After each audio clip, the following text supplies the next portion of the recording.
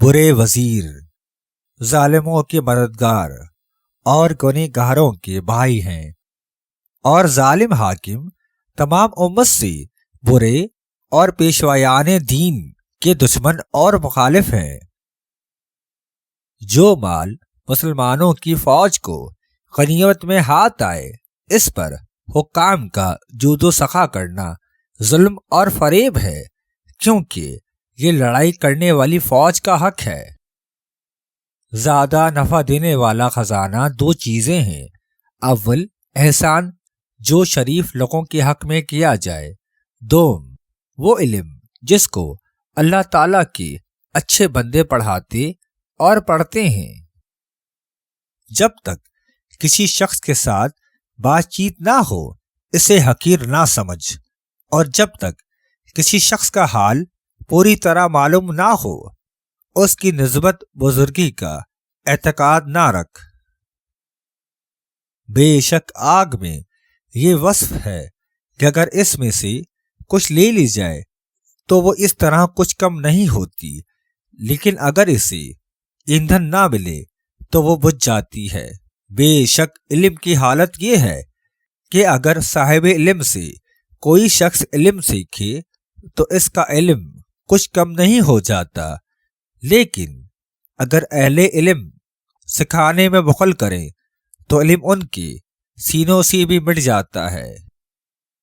علم بہت ہی عمدہ وراثت کامل نعمت ہے، اور اللہ تعالیٰ کی اطاعت بجا لانا نہایت نفع بخش تجارت ہے۔ سمجھدار ہے جو تجربوں سے مضبوط اور مصیبتوں کے پیش آنے سے درست ہو جائے۔ دانا وہ ہے جو حیا کی چادر اپنے بدن پر اوڑھے اور بردباری کی قمیض پہن لے۔ لوگوں کے پاس آمد و رفت اور ان کے ساتھ خط و کتابت کم رکھنا عقل مندی کی نشانی ہے۔ عقل مند کی یہ عادت ہے کہ اگر خاموش رہے تو قدرت الہی بے فکر کرتا ہے، اور جب کلام کرے تو اللہ کو یاد کرتا ہے، اور جب نگاہ اٹھا کر دیکھے تو عبرت حاصل کرتا ہے۔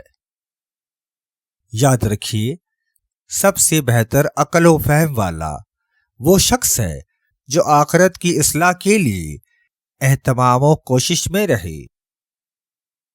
عقل مند نیک اعمال میں کوشاں رہتا ہے اور امیدیں چھوٹی باندھتا ہے، جبکہ جاہل طویل امیدوں پر بھروسہ رکھتا ہے اور اعمال صالح کوتاہی کرتا ہے۔